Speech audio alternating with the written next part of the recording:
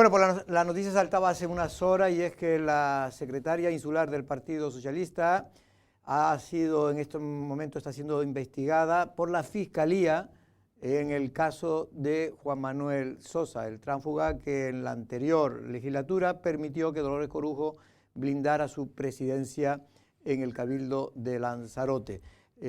Como todo el mundo sabe, Juan Manuel Sosa se presentó por Coalición Canaria y terminó en el grupo de gobierno en aquel entonces formado por el Partido Socialista. Buenas tardes, estamos en Café de Periodista y como siempre saludamos a todos los oyentes de Lancelot Radio y también a todos aquellos que nos ven a través de internet.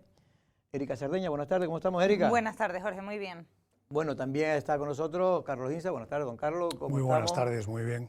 Bueno, este es un caso que ya se venía, aquí Pedro Sanginés lo venía diciendo, el propio presidente del Cabildo, Osvaldo Betancourt, que era un caso que había posibilidades de que finalmente la Fiscalía pudiera investigar, al menos si un decreto que firmó en su día como presidenta del Cabildo de Lanzarote, Dolores Corujo, podía tener visos de irregularidades. Hoy declaraba en el juzgado precisamente David Montes, que es el abogado que presentó la denuncia ante Fiscalía. Y la Fiscalía, ante las declaraciones que realizó el señor David Montes, decidió, porque después él declaraba a las 9 y a las 10 declaraba Dolores Corujo como testigo. Pero finalmente Dolores Corujo, que entró por el juzgado muy tranquila, los medios, los compañeros que estaban allí dicen que estaba muy tranquila y que, en fin, dijo que no sabía muy bien de qué se trataba el asunto.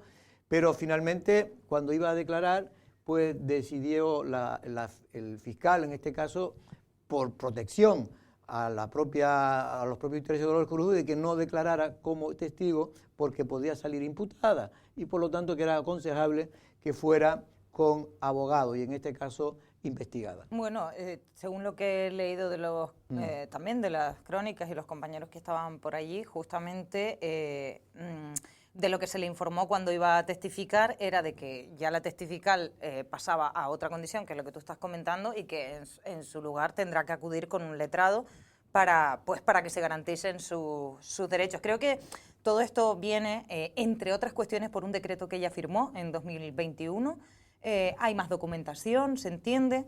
El caso Sosa todos lo conocemos y más allá de las connotaciones políticas, que evidentemente la palabra transfugismo que aparece ahí es porque una persona que se presenta por un partido acaba apoyando, y es que, quiero decir, se cumplieron como todos los preceptos, ¿no? No era posible tumbar aquel gobierno precisamente por el apoyo de Juan Manuel Sosa, que inicialmente se había presentado con Coalición Canaria. En fin, yo me imagino que si ella firmó este decreto en concreto, el de 2021, que se refiere a las retribuciones del doctor Sosa, entonces consejero en el Cabildo, y también de su condición, porque eso es lo que entiendo que recoge ese decreto, lo haría digamos asesorada de que los pasos que estaba dando eran los correctos, y si alguien no le advirtió o no se le asesoró bien, pues, porque entiendo que esto es una decisión importante como para tomar tú por tu cuenta, por mucho que tú quieras mantener un cabildo, un grupo de gobierno en el cabildo. No lo sé,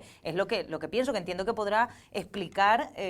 Bueno, ella de hecho creo que ha declarado a algunos medios cercanos al Partido Socialista que no está investigada, que lo quiere aclarar, que ella no ha salido ni investigada, sino que simplemente es que se le ha recomendado que vaya con abogado. Pero más allá de esos pormenores, Carlos, lo cierto es que esto es un tema que se viene hablando hace mucho tiempo. No hay que confundirlo porque aunque sea el mismo tema, son dos cosas diferentes. Una cosa es que es la cuestión administrativa que ya está fallada y por está el Tribunal Superior de Justicia Canaria. Eso ya está resuelto.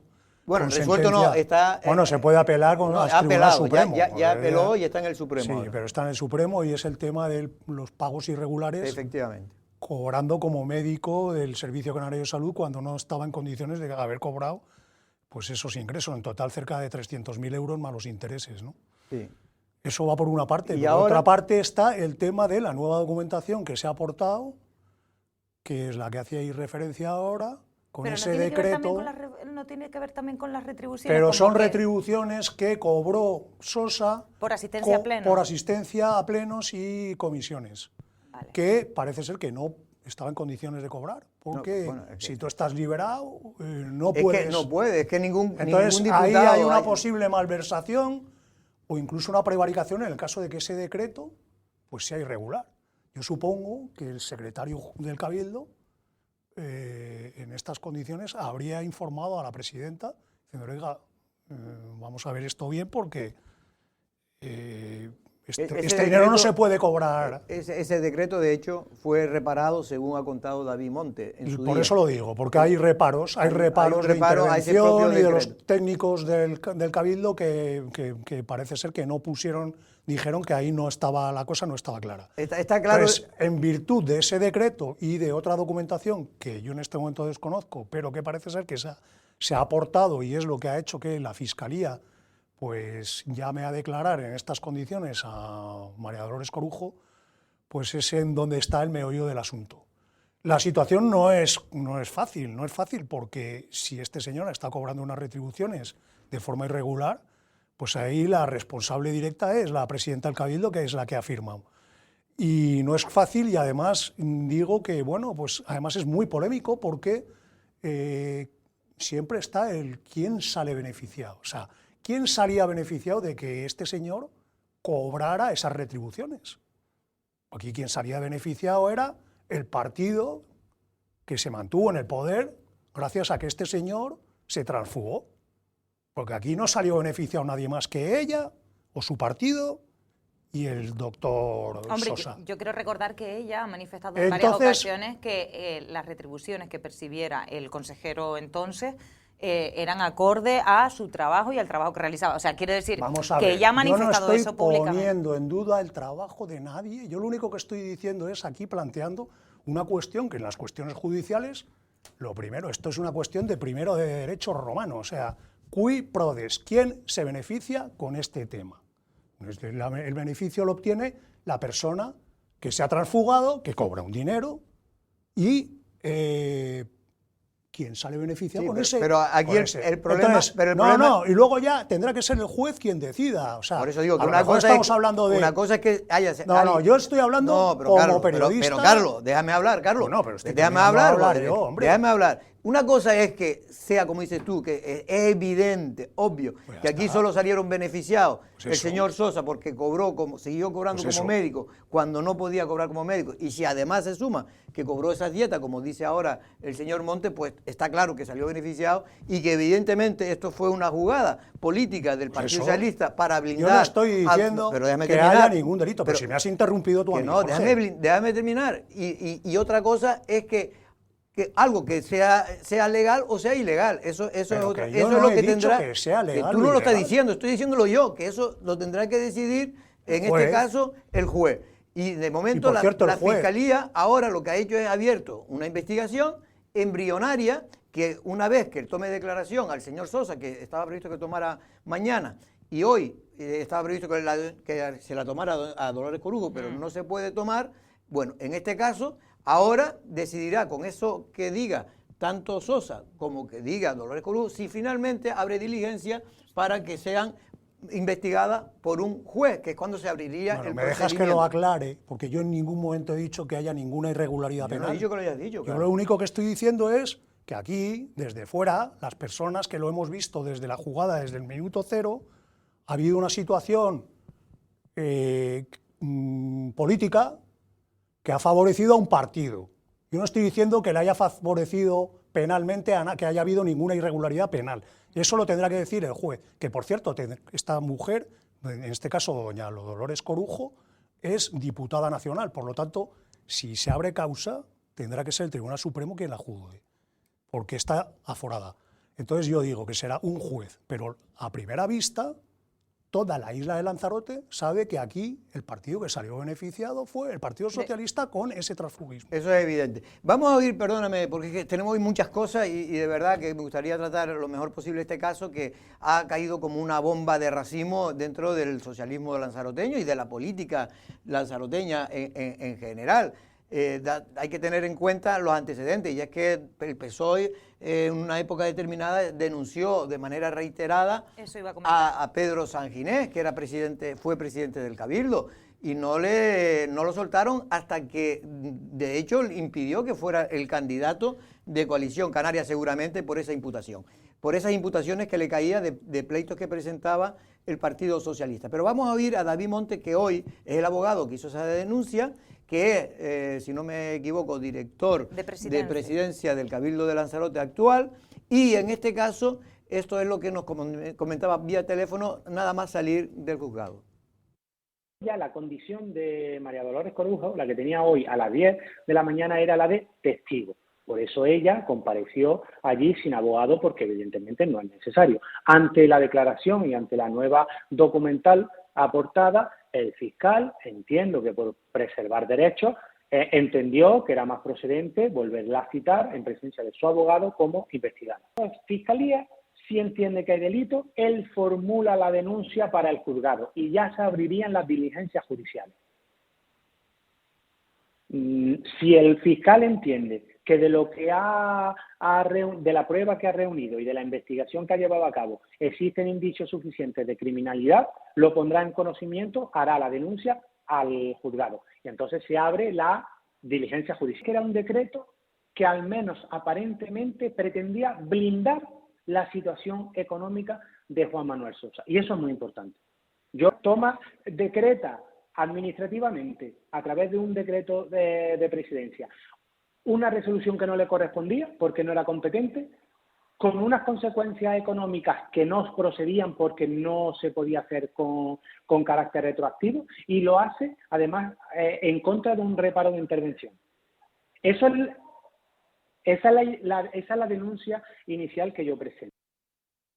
Bueno, efectivamente, bueno, pues está en el informativo, creo que hay alguna declaración más, pero en cualquier caso lo que está claro para David Monte es que desde su punto de vista hace esa denuncia por lo que comentaba Carlos, porque hay para él indicio de que ese decreto que se firmó el 30 de diciembre, si no me equivoco, de 2020, si no me equivoco... 2021. 2021. Creo. Bueno, ahora puede ser que sea de 2021 o 2020, no recuerdo bien. Puede estar viciado porque está reparado, pero es que además las consecuencias que son evidentes es que no podía, yo no digo que sea esto penalmente un delito. No, pero que no era competente. No puede, ella no podía hacer, porque tenía que haberlo hecho la dedicación exclusiva, se la tenía que dar el Pleno y no un decreto de presidencia. Y en el peor de los casos, si fuera así, si tenía la dedicación exclusiva, no podía cobrar dietas, porque ningún consejero que esté liberado cobra dietas, esto está en el reglamento. A ver, yo creo que los dos han dicho un poco, o sea, estaban diciendo lo mismo, solo que de distintas maneras y con toda la cautela, porque como decías al principio, esto está en un momento como embrionario, como muy inicial, pero más allá de las responsabilidades, claro, digamos, que puedan subyacer a nivel judicial, sí que hay una parte política en la que yo veo que si hacemos un poquito, porque la hemeroteca está ahí, si hacemos un poquito la vista atrás, un poco con lo que comentabas antes, vemos cómo ante imputaciones o casos iniciales también como este, pero de otras formaciones políticas y que mencionabas a Pedro Sanginés o que afectaban a él y no sé, a personas que todos tenemos en la memoria, ¿no? Pues yo veo que aquí, yo me acuerdo de muchísimas notas de prensa a saco, no encuentro otra forma de explicarlo, ¿no? Y como enseguida como que se ha elevado el tono político de tal forma y con la utilización quizá, yo no sé si justa o injusta de los juzgados, de ciertas causas para, digamos, embarrar al adversario político. Y a mí esto me da pena. O sea, me da pena que estas cuestiones acaben así, que una cuestión... O sea, las cosas se deben hacer dentro de la política de tal forma que no lleven a estos puntos, creo yo. Bueno, precisamente tenemos a Pedro Sanginés al otro lado del hilo telefónico, porque Pedro Sanginés, pues bueno, fue uno de los, en este caso, de los perjudicados cuando Juan Manuel Sosa pues decidió transfugarse al grupo de gobierno del Partido Socialista, en este caso de Dolores Corujo. Pedro, buenas tardes. Hola, buenas tardes. Bueno, Pedro, ¿cómo valora esta situación en la que se encuentra ahora la expresidenta del Cabildo, líder del Partido Socialista? Porque ella, aclaro, que ha dicho a otros medios cercanos al PSOE que no está investigada, que simplemente se le ha recomendado que vaya con abogado. Bueno, con abogado se va cuando uno está investigado, esa es la realidad. En primer lugar, yo quiero manifestar el respeto a la presunción de inocencia, incluso para esta impresentable desde el punto de vista política, que no la tuvo conmigo, como es bien sabido, ¿no? Incluso para ella esa presunción, ¿no? Lo digo porque Dolores Corujo no solamente pidió mi dimisión por estar investigado, que es lo que entonces estaba, sino que ordenó abandonar al Partido Socialista el gobierno en el que estaba y que yo presidía, dejándome en minoría por estar investigado. Esa es la realidad, justo antes de optar ella a la presidencia del Cabildo. A partir de ahí, dejar trabajar a la justicia.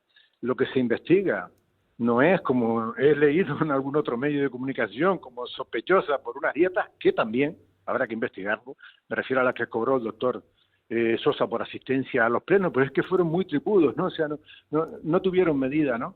Lo que se investiga es un decreto prevaricador de la presidenta, quien a sabiendas de que estaban pagando con fondos públicos, como finalmente ha sido hasta sentenciado, con 300.000 euros de fondos públicos a la voluntad de un tránfuga, para sostenerla a ella en la presidencia. Eso es lo que ocurrió, y lo que se investiga es un decreto prevaricador que pretendía consolidar lo que no se podía consolidar, ¿no? Eso es lo que aquí ha ocurrido y hay que dejar trabajar a la justicia. Yo un poco más puedo decir, ¿no?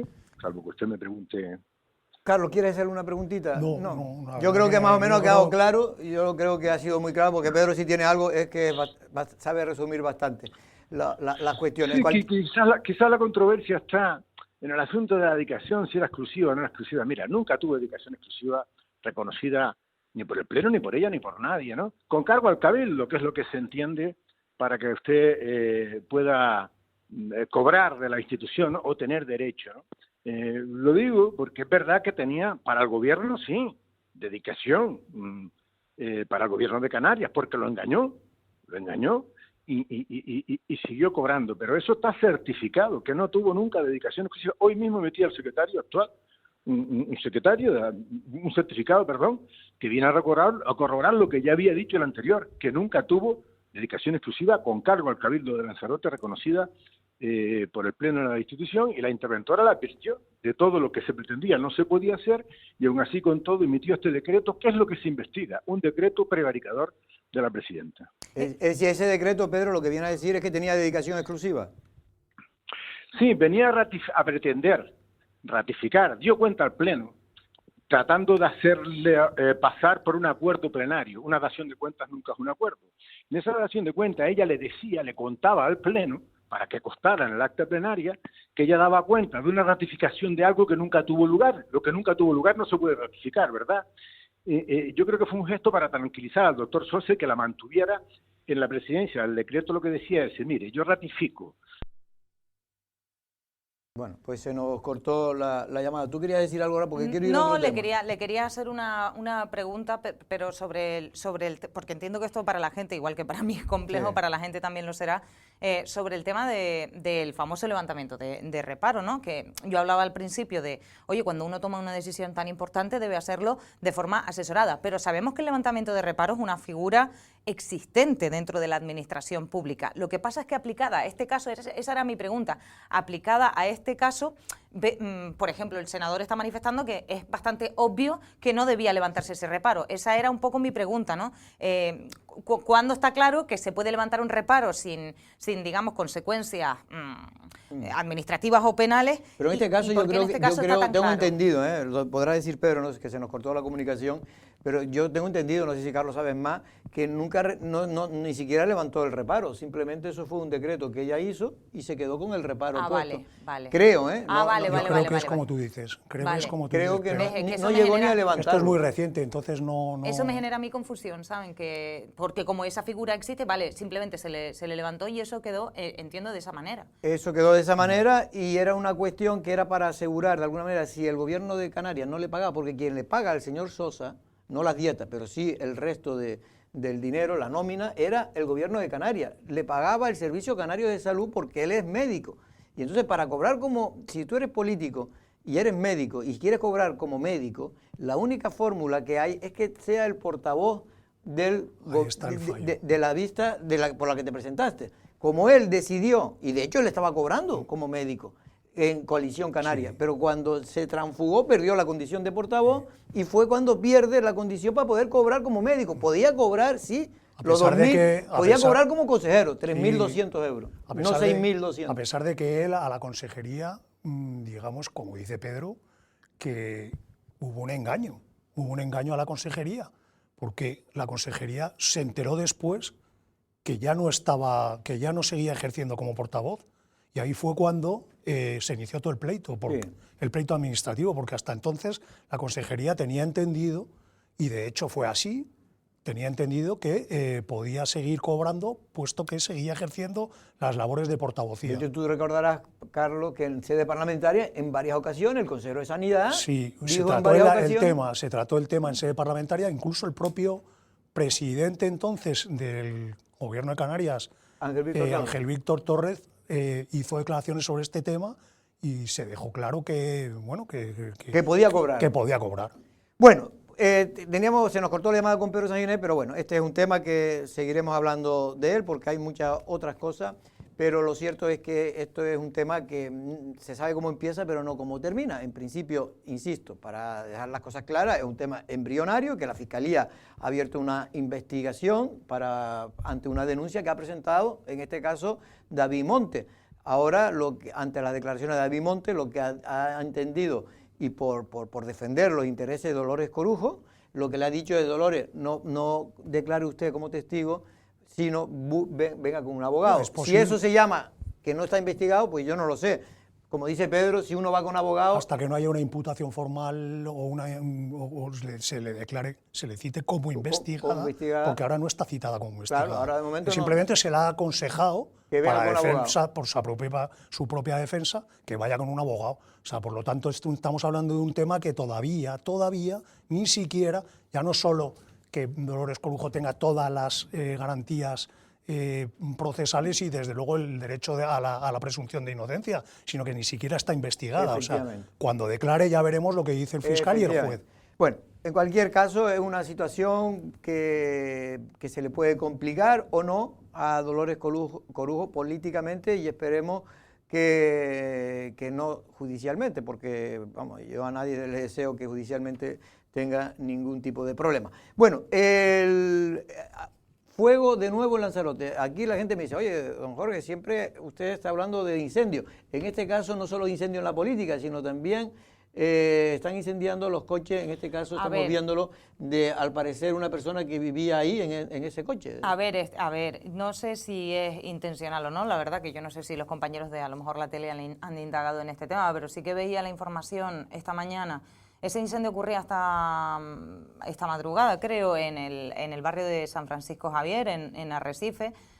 Una mujer vivía y vive dentro de ese coche, al parecer. Esas son sus pertenencias que los bomberos se apresuraron a sacar cuando vieron el fuego que había dentro, que lograron sofocar. Yo no sé en qué condiciones ha quedado el interior del vehículo. No, quedado prácticamente destrozado. Pero a mí esto me rompió el corazón esta mañana cuando yo lo vi, porque además todos lo sabemos, pero cuando lo vemos es diferente. Eso es diferente. Todos sabemos que hay gente viviendo en unas condiciones que no son justas, que no son dignas en Lanzarote, y no porque a lo mejor no se les preste la ayuda por parte de la administración, sino porque, en fin, yo no sé cuáles son las circunstancias de verdad de esta mujer, que espero que esté bien, pero se me partió el corazón de ver.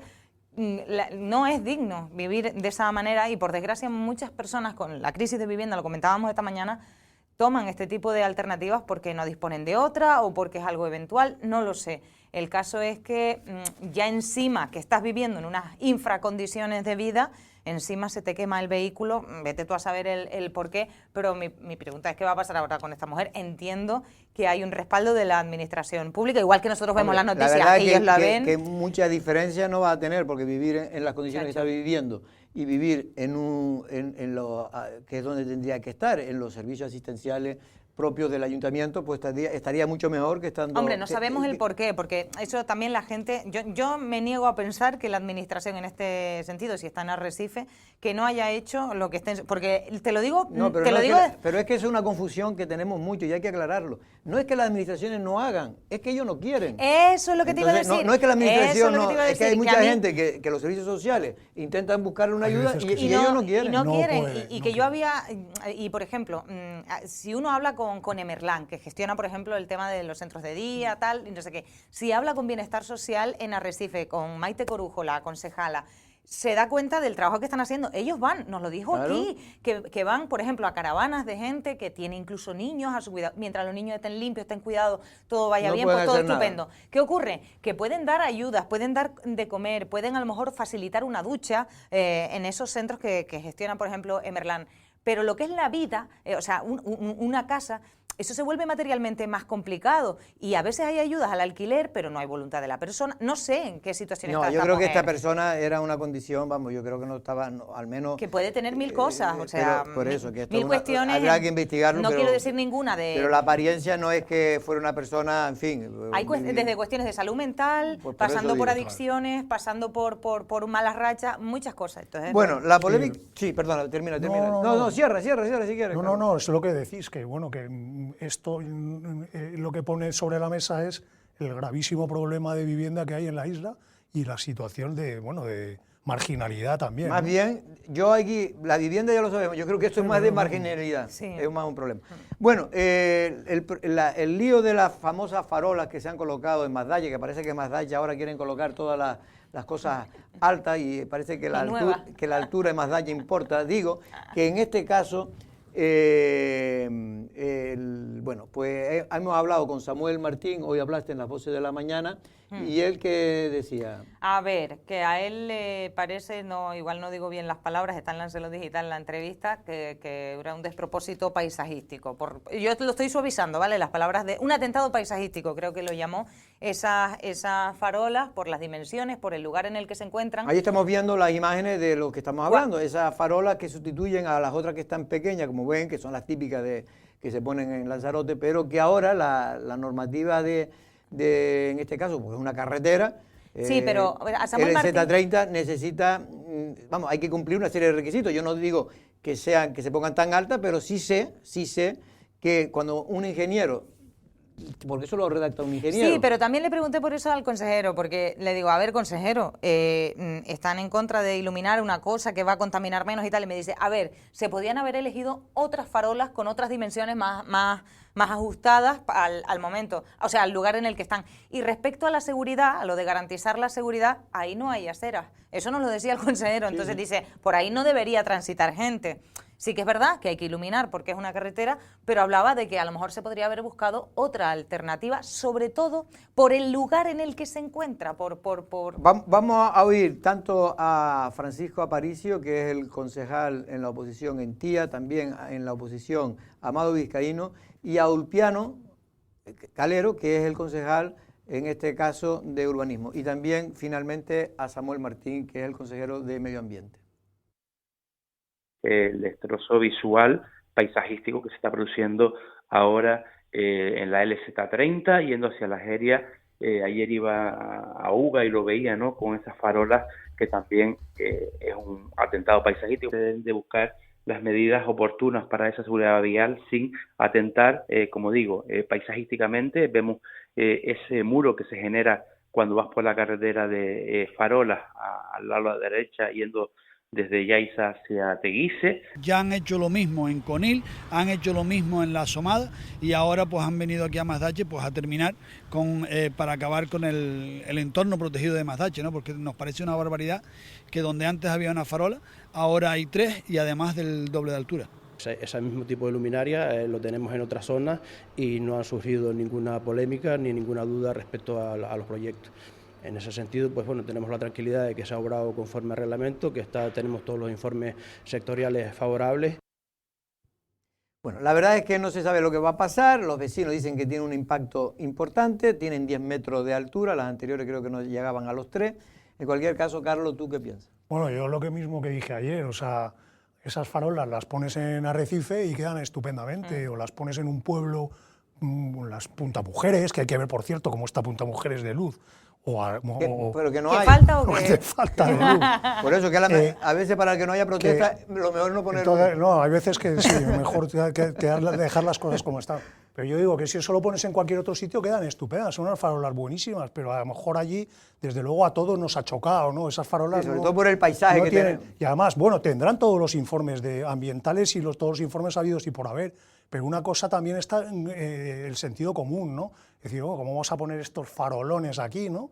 En fin, yo creo que también a veces que el sentido común impera sobre otras circunstancias, ¿no? Yo creo, sinceramente, la opinión mía es que estas cosas, el que mide no es el alcalde, las farolas. No, ¿Te imaginas a Pepe Juan? Yo me con la imagino que cinta esos son métrica miles, ahí? porque Pepe Juan tiene muchos proyectos, son proyectos que presentan, se lo hace un ingeniero, el ingeniero va al reglamento de carretera y te pone por el tamaño de la carretera, por el ancho y tal, te pondrá lo que cumpla. Pero, de todas lo que formas, cumpla el- Jorge, tú lo miras así, tú lo ves Pero- así. pero claro, acabamos de ver Pero, alguna- pero Carlos, afea mucho el hecho de que todavía están puestas las antiguas. Cuando se quiten las antiguas, porque tú ahí estás viendo una doble farola. Las No, antiguas pero- deben desaparecer, te quiero decir, se tienen que retirar las antiguas para Sí. dejar solo las más altas. Eso tienes mucha razón. Y luego veremos, porque eso también lo afea mucho. Y yo personalmente, vale, comprendo lo que quieren decir, comprendo lo de la altura. Yo lo que veo en Lanzarote es que no salimos de la continua disputa y pelea y no estamos dispuestos a ceder ni medio milímetro a aquellas causas por las que abogamos. Si queremos ser renovables, queremos ser más autosuficientes, queremos ahorrar en la factura de la luz, que es lo que hacen esas luminarias LED, queremos tener una iluminación mejor, pero al mismo tiempo que consuma menos y qué tal, que es lo que hacen esas luminarias, pero no estamos dispuestos a sacrificar ni medio milímetro, y yo soy la primera que quiere que se proteja, o sea, todos queremos que se proteja el paisaje, el territorio, pero creo que lo estamos llevando todo a un punto de... Ay, no quiero decir ridículo, pero un punto de vamos a discutir y no vamos a hacer nada. Lo mismo pasa con la pasarela de Arrieta, todos discutiendo. Una infraestructura que es maravillosa, que yo vería ahí a los chinijos tirándose, a la gente que tal, que sí, que eso es lo que hacen en el muelle de Corralejo, tirarse allí los chinijos y todo. Mañana Es que vamos no a hacen tener nada. precisamente a uno de la oposición, porque como saben el alcalde ha dicho que el proyecto que ha presentado de reforma, el proyecto no, la idea o la oferta que ha hecho el Cabildo de reformar esa pasarela de Arrieta, cree el ayuntamiento cree, o su alcalde, mejor dicho, el socialista, el señor Alfredo Villalba, Alfredo perdón. Villalba, pues ha dicho que efectivamente no considera que sea lo mejor, que lo que hay que hacer es tirar esa parte y hacer una nueva si se quiere continuar. No, con él la lo que misma. dice es que quiere un informe más exhaustivo. Y te voy a decir una cosa. Sí, pero en el fondo lo que cree... Seguro que el Ayuntamiento de Aría y seguro que el Cabildo de Lanzarote tienen los dos partes de razón en cuanto a la pasarela de Arrieta. Pero el quid de la cuestión es ese, que entre yo tengo mi poquito de razón, yo tengo la mía, mezclo la política, hago así un mejunje, lo meto así en el tal y me hago un mojo que no veas. Vea, Es Carlos, que- y no hago nada. cierra. A ver, muy rápido, es muy razonable lo que dice el alcalde. O sea, eso solo se puede abrir con unas condiciones y unas garantías. Ha habido un accidente muy grave este invierno, donde ¿Allí? en Santander. No, el de Península, sí. Y también, y eso hay que tener mucho cuidado.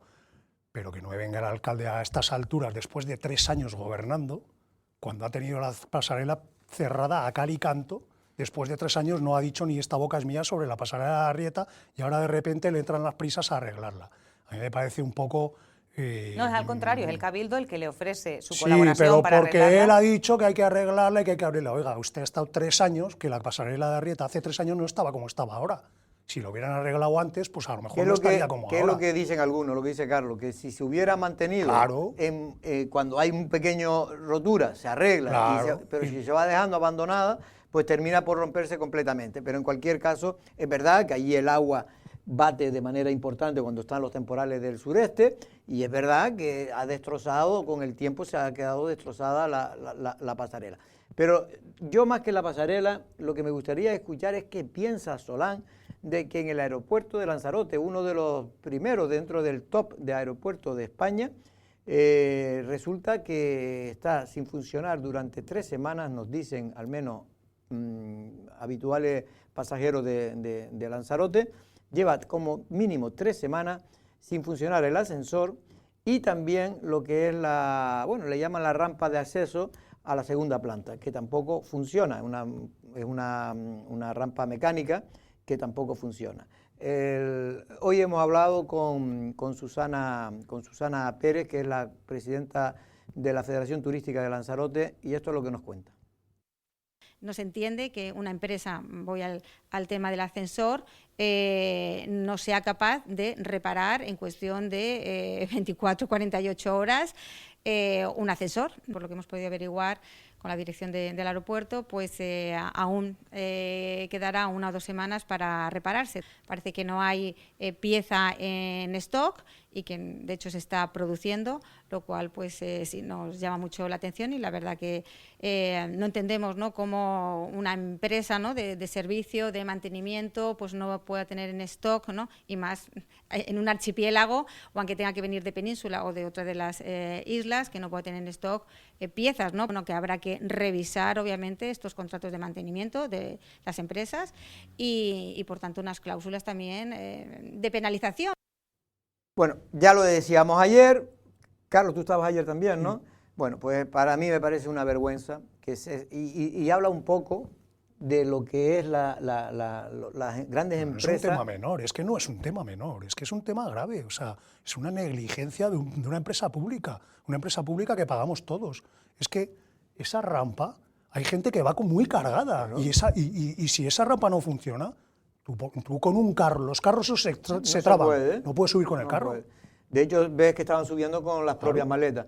Pero ya no solo la gente que mayor, que se hace sobre todo para la gente que tenga algún problema de movilidad, sino también para la gente... Para ti, para mí. No, claro, es que esto es...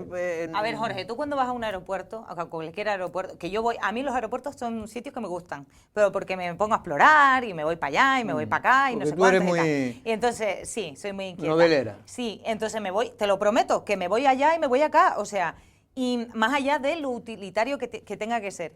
Y yo a veces miro el aeropuerto de Lanzarote en general, no solo por estos fallos, que son graves, como dice Carlos, y digo, chacho, modernicen un poco esto. Yo creo que están esperando 2027 al Plan Dora, y cuando venga el Plan Dora, a ver si tenemos suerte. Para limpiar el aeropuerto por fuera, estuvieron porque hicieron realmente limpiarlo de verdad, que todavía no está limpio de verdad, por fuera, me refiero a la jardinería, se han pegado más de 2 años. Y le falta mucho al aeropuerto. No, y todavía mucho. No está bien. Y 3 semanas, para arreglar un ascensor, que donde estamos nosotros, por ejemplo, en el Arrecife Gran Hotel, se estropea el ascensor y sobre la marcha están llamando al técnico para arreglarlo, sí, sobre la marcha, y en 2 horas, 3 horas máximo, si es muy grave, 5 o 6 horas, está arreglado el ascensor.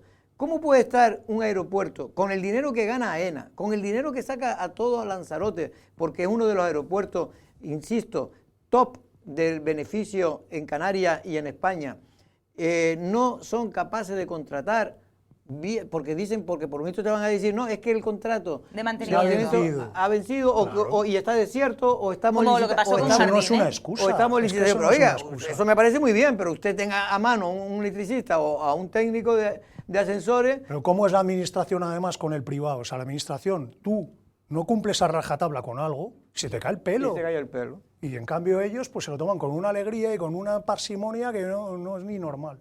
Bueno, vamos a publicidad porque nos está esperando. Yo le digo a todos aquellos que quieran saber un poco más de esa polémica que se ha entablado, pero vamos a tratar por lo menos de ser didáctico con el tema del traslado, futuro traslado, posible traslado de las personas que están ahora, las personas mayores que están ahora en el Hospital Insular, al llamado edificio anexo, en este caso del Molina Orosa.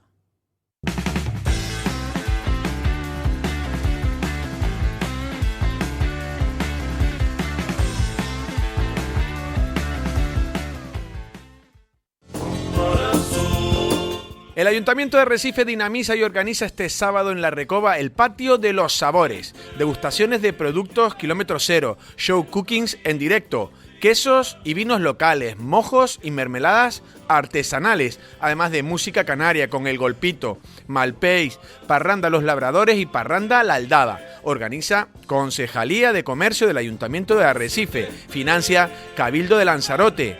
¡Qué bien me sabe Arrecife! Rompiendo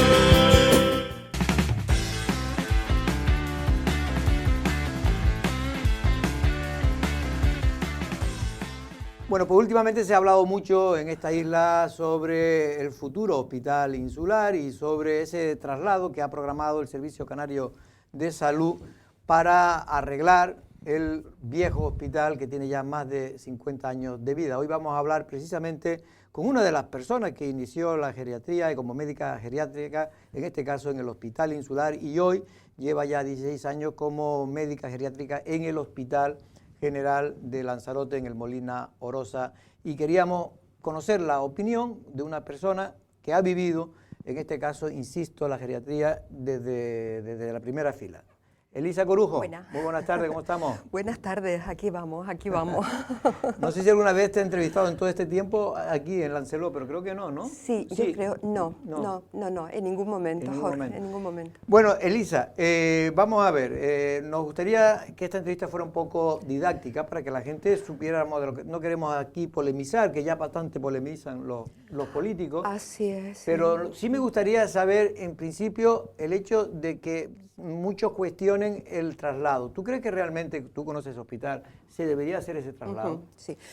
No cabe duda de que el Hospital Insular inicia su andadura desde hace mucho tiempo. Es un hospital del siglo pasado. Inicia como hospital, posteriormente se queda, y todos ya conocemos la trayectoria que se ha hecho en estos últimos 40 años, que es crear lo que es la atención geriátrica en esta isla. Quizás nos hemos adentrado muchísimos años a lo que se ha construido en otras realidades, ¿no? Por eso, el modelo asistencial que lleva el Hospital Insular y que ha construido el Hospital Insular está ya consolidado. No importa si se traslada o no se traslada, porque nuestra herramienta de trabajo es ese modelo asistencial. ¿Qué pasa en este momento? Que no cabe duda que las infraestructuras son obsoletas y no cabe duda de que no hay centro público o centro con esta cantidad de años que tiene que no se haya pensado en trasladarle. ¿Qué ocurre en este momento? Que hay una oportunidad de trasladar camas del Hospital Insular al nuevo hospital que ha hecho en el José Molina. Este módulo del Hospital José Molina no nace para la geriatría, y eso hay que tenerlo claro. Es un módulo que nace ante la presión asistencial que el Hospital José Molina está teniendo. ¿Qué ocurre en este momento? Que por circunstancias el Hospital Insular tiene que dar un salto, porque la infraestructura ya no se atiene al siglo XXI. Y hay que pensar en un momento dado en dignificar los espacios para seguir dando los cuidados dignos que el Hospital Insular lleva a cabo. Pero tú como geriátrica crees, en este caso, que un señor que está ahora en el Hospital Insular, cuando se haga el traslado, va a estar peor. No va a estar peor, al contrario, vamos a ganar lo que adolece el Hospital Insular, que es la consolidación de un servicio de geriatría, estableciéndose geriatría de agudos en el espacio que tiene que tener, que es un hospital general, donde la persona mayor o la persona con fragilidad va a hacer uso de esos recursos hospitalarios de forma más inmediata. ¿Cuántos pacientes van al Hospital Insular y se tienen que volver a derivar porque el paciente se reagudiza? Eso es lo que vamos a lograr y eso es lo que va a dar consolidación a lo que es un servicio de geriatría, que es por lo que hay que luchar, ¿no? Doctora, buenas tardes. A mí me parece súper interesante y la visión que nos puede aportar porque conoce ambos centros, claro, porque trabaja en ambos centros. Y yo le voy a plantear algunas de las cosas que yo he escuchado en las últimas semanas, preocupaciones de los trabajadores a veces, preocupaciones, en fin. Hay dos cuestiones que me gustaría que me aclarara si usted sabe cómo es o cómo sería. Una de las, temores que hay es que se comparta en ese edificio polivalente o anexo al Molina Orosa con pacientes oncológicos. No sé por qué sale eso, pero eso lo he escuchado en estos días. Y otra de las cuestiones tiene que ver con el servicio de cocina, que como usted supongo que sabrá, nos destacaban desde la plantilla de trabajadores, una representante, que para ellos la cocina era muy importante del Hospital Insular y temían que se perdieran esas plazas de trabajo porque habían perfeccionado, digamos, los menús, las dietas, las comidas, para un tipo de usuario, que es el geriátrico, ¿no?, que requiere de una nutrición concreta. Entonces, de estos dos temas... Mira, son todos los aspectos que tiene ahora mismo el Hospital Insular. Ese es uno, pero ahora tenemos que pensar que tenemos que crear un espacio de cuidado digno para el tipo de pacientes que atiende.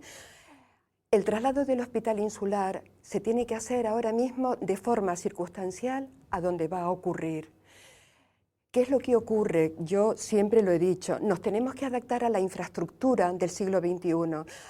De alguna manera, licitar un terreno, hacer un proyecto, todo eso va a ser mucho más costoso que revisar y renovar la infraestructura del hospital insular para que tenga la unidad de media estancia, que en resumidas cuentas, a día de hoy, son 40 camas.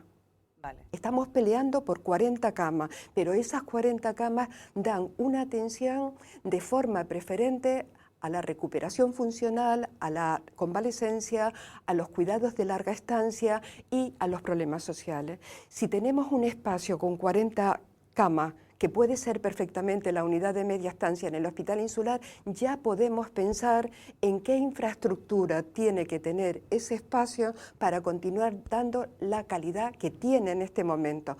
Hablamos de espacios sin barrera, hablamos de la cocina que tiene ahora y hablamos de toda otra infraestructura que da la calidad asistencial que da el hospital insular.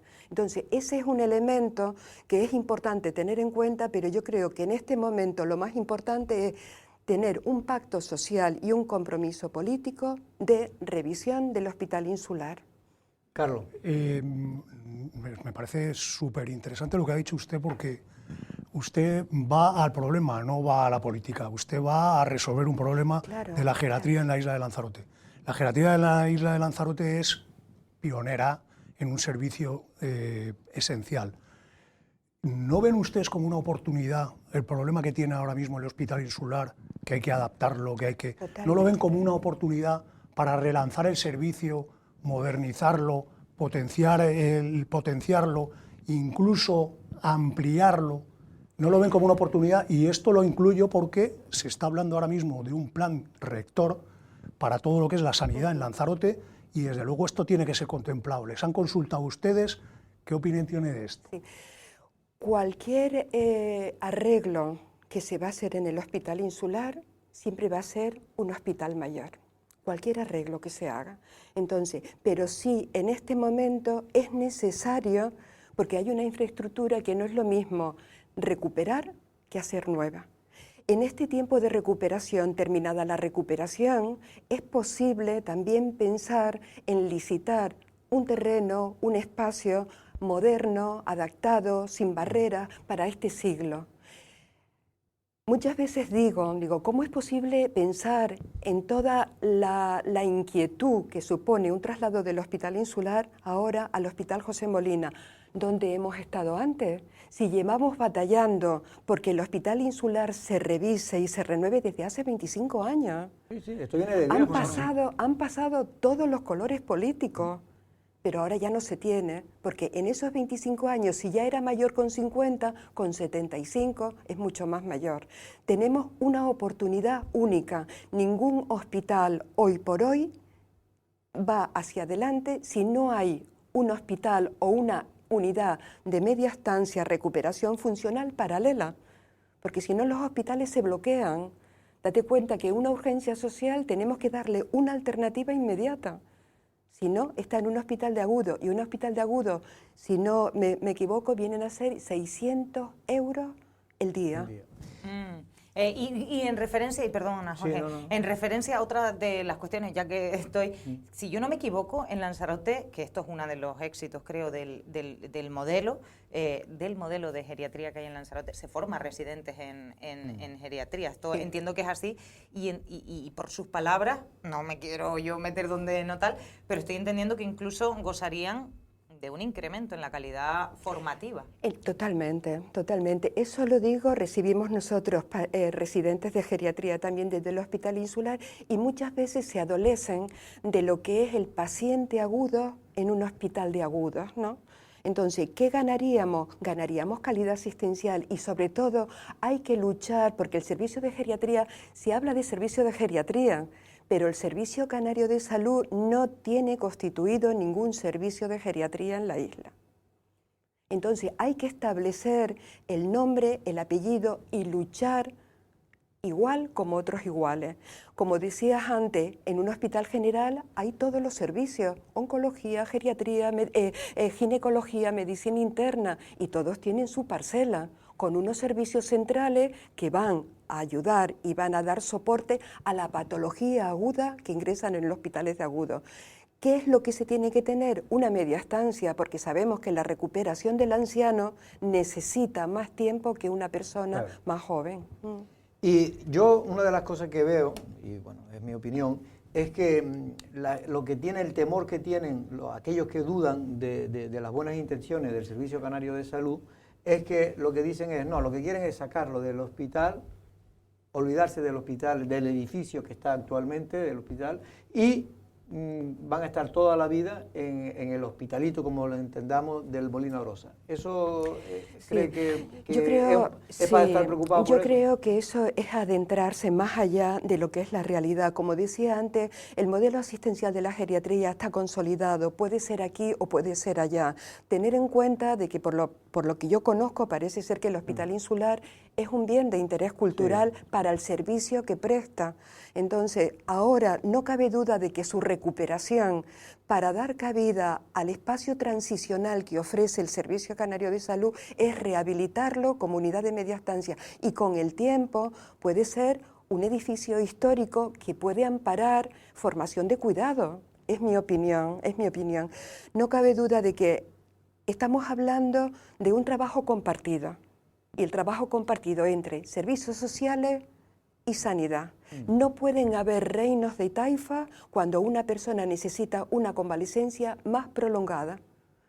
Sanidad se habla de tiempo, se habla, este proceso tiene tanto tiempo, el otro tiene tanto tiempo, pero en el anciano los tiempos son de pronóstico reservado y necesitará el espacio adecuado con el personal adecuado para cumplir sus funciones. Ese es el aspecto de la geriatría y el aspecto de la fragilidad que nos va a tocar a todos.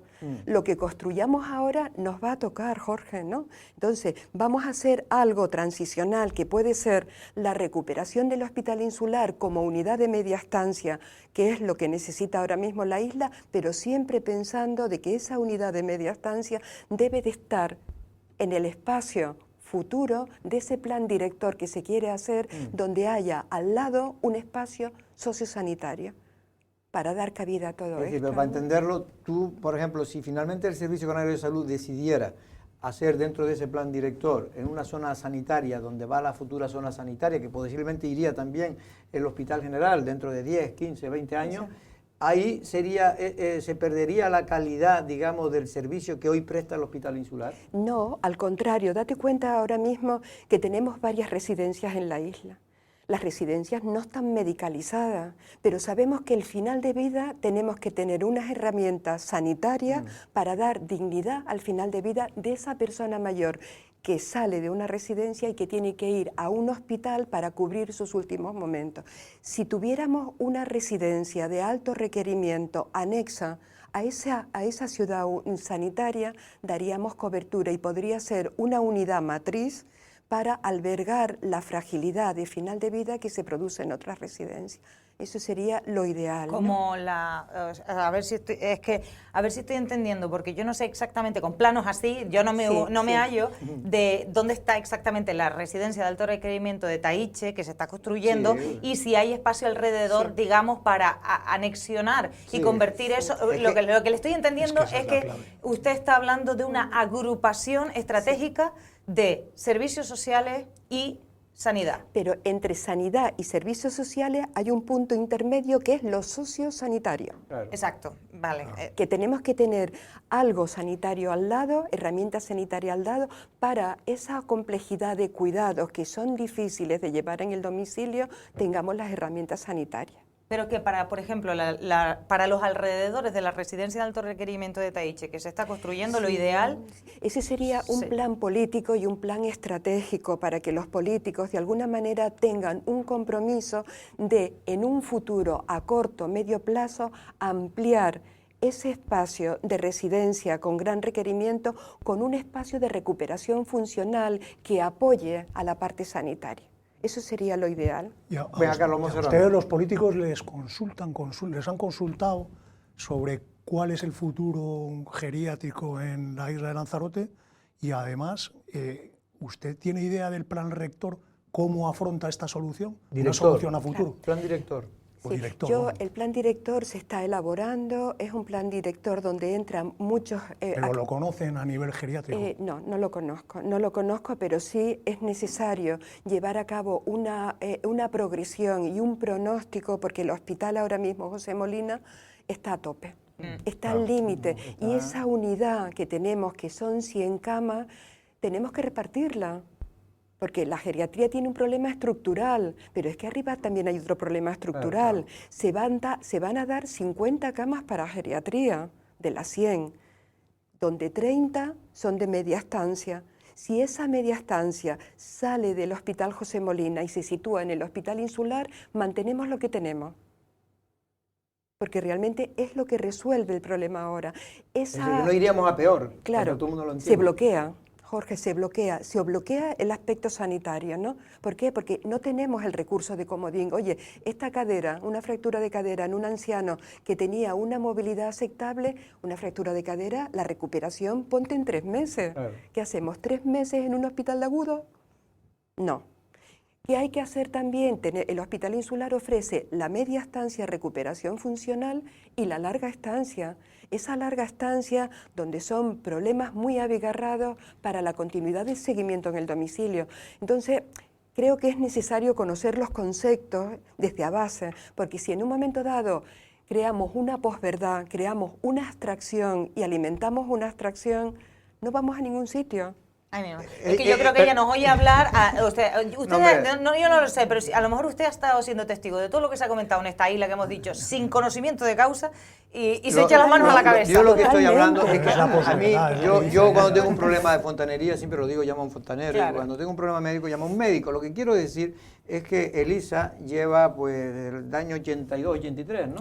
Ahora son 43 pues más o menos lleva lo mismo que yo trabajando.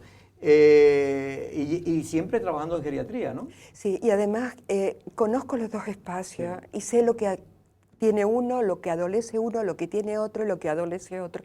Y puedo hablar con la certeza del conocimiento. Y eso es lo que me permite hablar con la libertad, pues, sí, que guste o no guste a compañeros suyos incluso, porque muchos de los que hoy están, digamos, en duda, porque a mí me dicen dos cosas. Hay gente que dice que usted habla con el personal del Hospital Insular. Ellos están, digamos, preocupados por la situación de, claro, de traslado. Pero porque se ha alimentado, Jorge, a la sociedad una posverdad, una abstracción. Vamos desde la base a ver lo que tenemos y poner en valor lo que es la actividad del Hospital Insular, que es la media estancia, recuperación funcional, convalescencia. Eso es lo que hay que recuperar. Y eso pueden ser 40 camas, donde la unidad de hospitalización de agudo esté en el hospital en general como cualquier otro servicio. Y que tengamos todos esos recursos, no en hospitales monográficos, porque los hospitales monográficos connotan que tengamos los recursos sanitarios y sociosanitarios del anciano dentro de la sociedad. Dentro de todo esto. Venga, la última pregunta. Me ha dejado sin palabras, no, te lo prometo, me ha dejado sin palabras porque me siento profundamente ignorante y no solo yo, sino que miro a las manifestaciones que se han hecho públicamente aventurando futuribles que ni se ajustan, que probablemente, no sé si no se ajustan o qué, pero que probablemente no se ajusten a la visión que un facultativo o una facultativa, en este caso, tiene de la materia geriátrica y de hacia dónde vamos. Sobre todo una persona que tiene el conocimiento. Del área, o sea, hacia dónde vamos y qué necesitamos. O sea, es que eso es lo que me parece a mí, que como con las renovables, que nos metemos aquí a hablar de tuberías y... Por otra parte, como comento, a veces me tiran los chuzos de punta por comentar realidades que veo todos los días, pero es lo que veo. Y habla Elisa Corujo con una experiencia que me ha dado la vida en todo este tiempo y me ha regalado salud para seguir hacia adelante, pero es lo que veo. Ahora sí es cierto que se necesita el compromiso político de rehabilitar el Hospital Insular como unidad de media larga estancia, complemento de los servicios sanitarios. Precisamente Guzmán, que bueno, estuvo de director del Hospital Insular, ahora está jubilado, nos decía aquí, donde está usted sentado, porque a nosotros nos gusta escuchar todas las versiones, que él daba a entender que una vez que saliera las personas, ya te lo pregunté antes, del Hospital Insular, ya el Servicio Canario de Salud trataría como digamos, una unidad más, como cualquier hospital de Canarias que tiene la unidad de geriatría y punto. No. Eso no va a pasar. No, eso no va a pasar, porque además los elementos de los modelos asistenciales los tienen los profesionales, porque son sus herramientas de trabajo.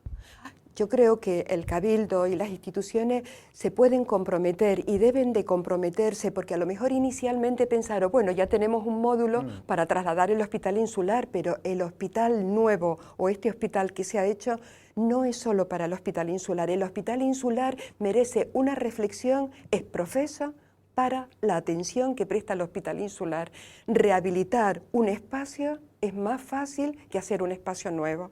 Es decir, que tú eres partidaria de que se rehabilite para que para siga como media, larga estancia, apoyo al servicio de geriatría, a lo que es la unidad de agudos que se va a crear en el hospital general. ¿Y cuál sería la diferencia con lo que tú propones con lo que hay hoy en el hospital insular? No, sería lo mismo. La diferencia es que saldría lo que es agudo, la atención agudos, que ahora mismo no tiene las herramientas de atención agudo, saldría la unidad de agudos, se pondría en el Hospital José Molina, que es donde debe de estar. Claro. Y ahí, con esa connotación, es crear, con todas las herramientas ya, y definirlo institucionalmente, el servicio de geriatría.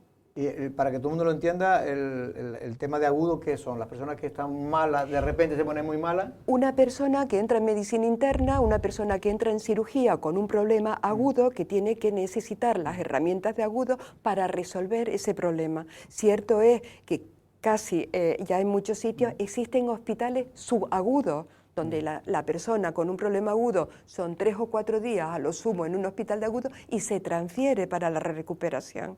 Ese es el fundamento del hospital insular, en el anciano. Es muy razonable lo que ella dice. Pues si tú tienes un problema de digestivo y tienes el servicio de digestivo al lado, pues lo lógico es que estés al lado del servicio de digestivo. Entonces, la geriatría es una especialidad como cualquier otra especialidad y tiene que tener los recursos propios como cualquier otra especialidad. Pediatría tiene pediatrías en el hospital, tiene después zonas de recuperación para niños, tienen distintos niveles asistenciales como cualquier otra persona que necesita de esos niveles asistenciales. ¿Por qué no el anciano? Y además, ¿por qué no el anciano si lo tenemos ya fundamentado? Ya.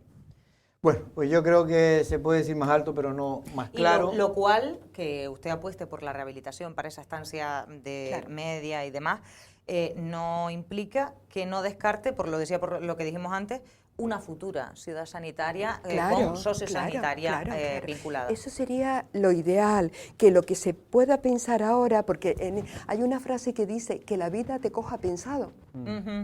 Porque hace 25 años no pensaron este momento, y este momento ha llegado. Y tal como yo me expreso aquí, se lo he dicho a todos los colores políticos.